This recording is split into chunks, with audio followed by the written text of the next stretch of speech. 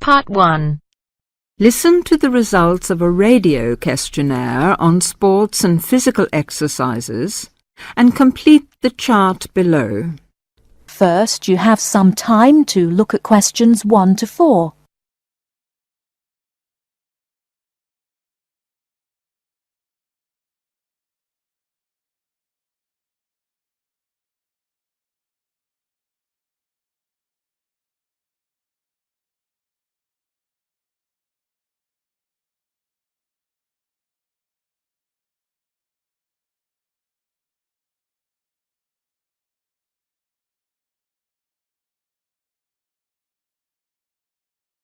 Now here is the result of the radio questionnaire.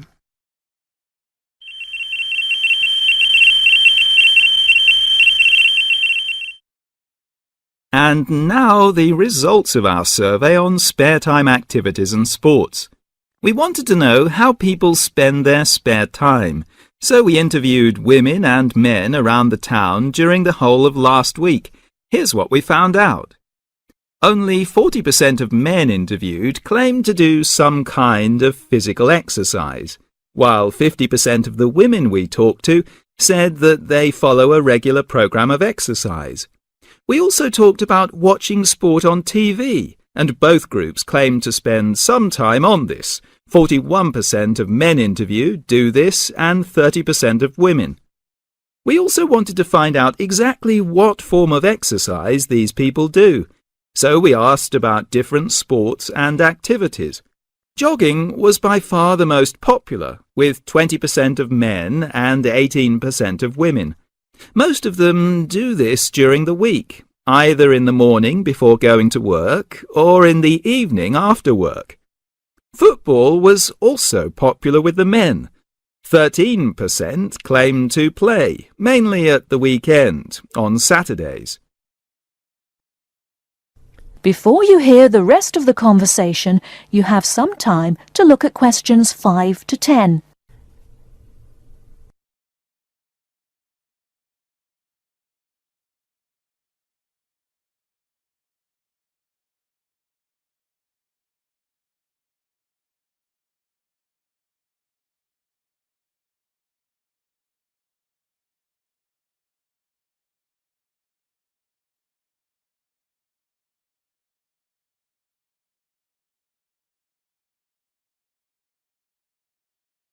Now listen and answer questions 5 to 10.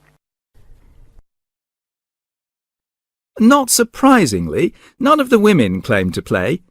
Cricket was another popular sport among the men, with 19% claiming to play. Again, no women mentioned this sport. A lot of people also said they took some form of exercise other than these team sports. 80% of men and 90% of women said they regularly walked as a form of exercise, either as part of their daily routine to get to work or at the weekends in their spare time. Athletics was also mentioned, but not by many. Only 10% of men said they did this. None of the women we spoke to mentioned it at all. Dancing was also mentioned as a form of exercise. 3% of men and women mentioned this, and also yoga. 5% of women said they did this regularly, and 2% of men. Finally, a small number of people included gardening as a form of exercise. 11% of men said they did this, and 13% of women. That is the end of Part 1. Now turns to Part 2. Part 2. You will hear an extract from a talk about employment interviews. First, you have some time to look at questions 11 to 14.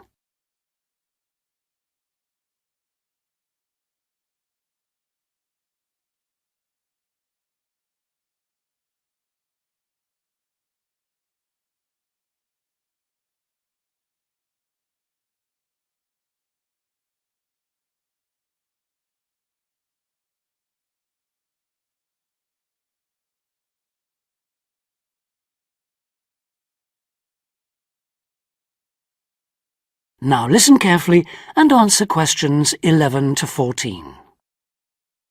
Today I have with me Sandy Richardson of the local Workforce Center, and she'll be talking about that critical step towards the goal of employment, the interview. Sandy, what is an interview for, and what's the best way to approach it? A job interview is simply a meeting between you and a potential employer to discuss your qualifications and see if there is a fit. The employer wants to verify what they know about you and talk about your qualifications. If you have been called for an interview, you can assume that the employer is interested in you. The employer has a need that you may be able to meet, so it's your goal to identify that need and convince the employer that you're the one for the job. As everyone knows, interviews can be stressful, but when you're well prepared, there's no reason to panic. Preparation is the key to success in a job search, and you can begin by collecting together all the documents you may need for the interview, such as extra copies of your resume, lists of references, and letters of recommendation. You could also take some work samples, selecting from what you have designed, drawn, or written, for instance. And make sure you have a pen and pad of paper for taking notes. The next step is to find out about the post. The more you know about the job, the employer, and the industry, the better prepared you will be to target your qualifications. Always request a job description from the employer and research employer profiles at the Chamber of Commerce or local library. You could also try to network with people who work for the company or with employees of companies associated with it. The next step is to match your qualifications to the requirements of the job. A good approach is to write out your qualifications along with the job requirements. Think about some standard interview questions and how you might respond. Most questions are designed to find out more about you, your qualifications, or to test your reactions in a given situation. If you don't have any experience or skills in a required area, think about how you might compensate for those deficiencies. Before you hear the rest of the talk, you have some time to look at questions 15 to 20.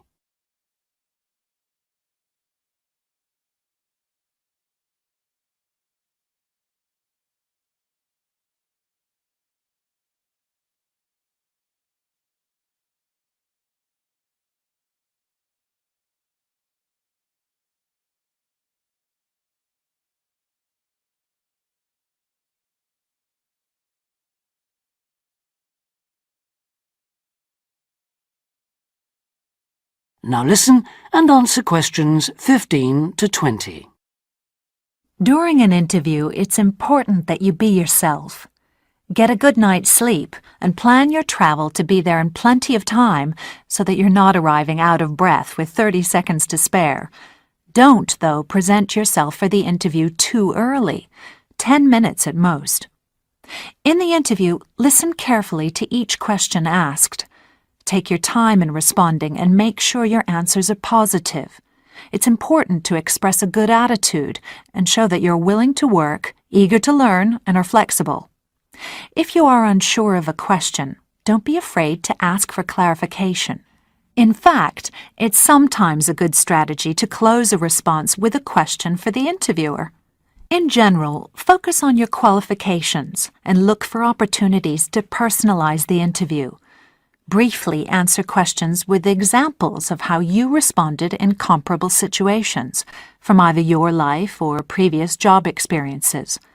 Something you should avoid are yes or no responses to questions, but don't dwell too long on non-job related topics. Use caution if you are questioned about your salary requirements.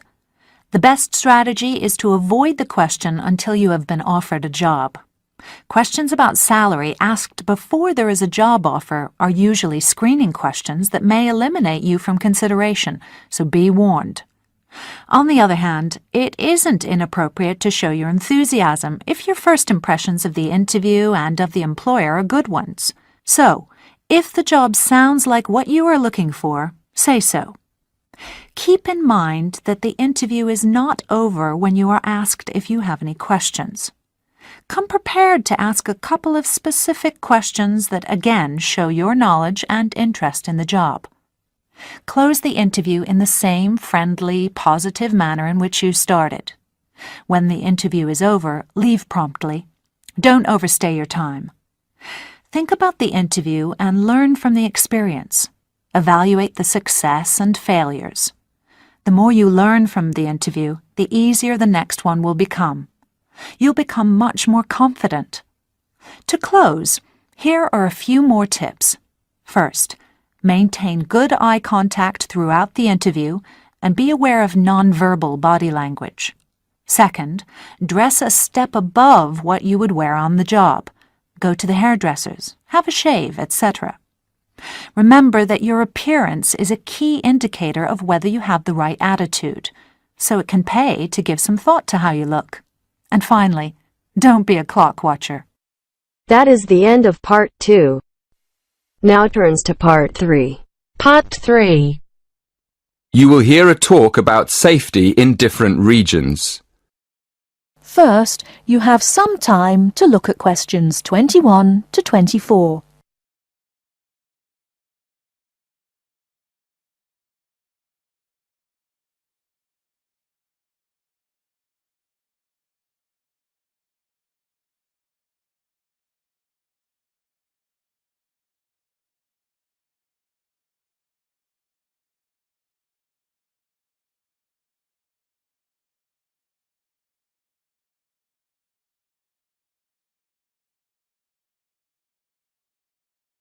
Now, listen carefully and answer questions 21 to 24. Good evening, everyone. It's great to be here to talk to you about staying safe on holiday. Before I came this evening, I did a little research on where students like to go for their holidays and came up with 2 different regions, Latin America and India. So, I've been looking at the crime figures for both areas, and I thought I'd start by talking a bit about that. Then I'll give you some advice about how to avoid becoming a victim of crime. Okay, first of all, let's look at what kinds of crime are committed most in different regions. Okay, I'll start with India. Generally, India isn't thought of as a dangerous place for individuals, but there has been an increase in handbag theft in recent years. So keep an eye on your bag when you're out in the street. Right.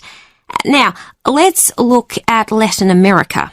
Of course, you do realise that not all Latin American countries are the same, but it is true to say that guns are used in a high percentage of crimes across the region. Looking at the figures, it seems that gun crime is a serious problem throughout. Before you hear the rest of the talk, you have some time to look at questions 25 to 30.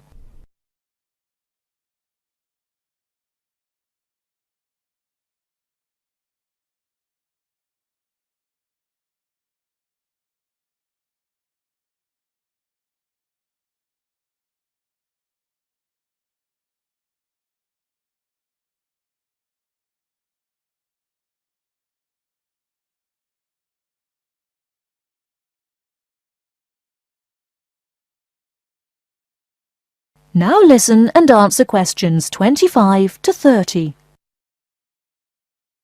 I can see some of you are thinking that it all sounds rather dangerous, but I know lots of people who've been there and had a really great time.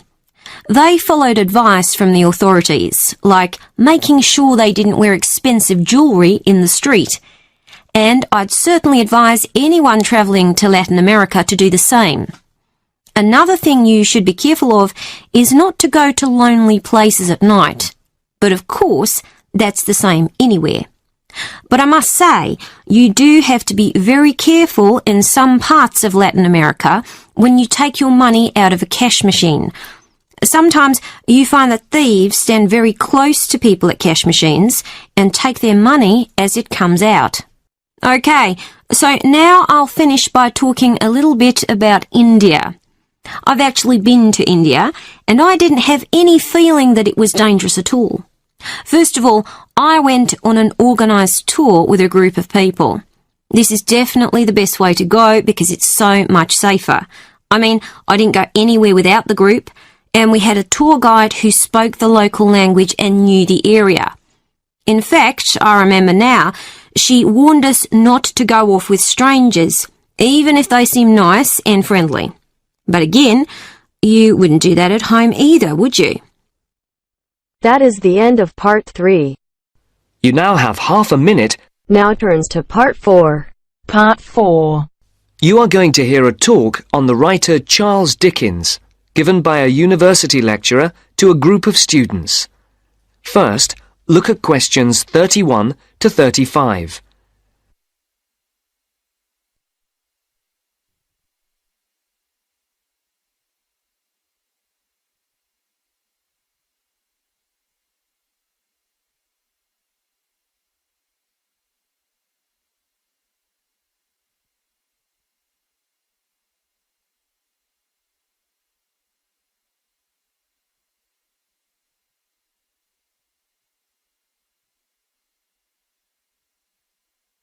As you listen to the first part of the talk, tick the appropriate box for questions 31 to 35.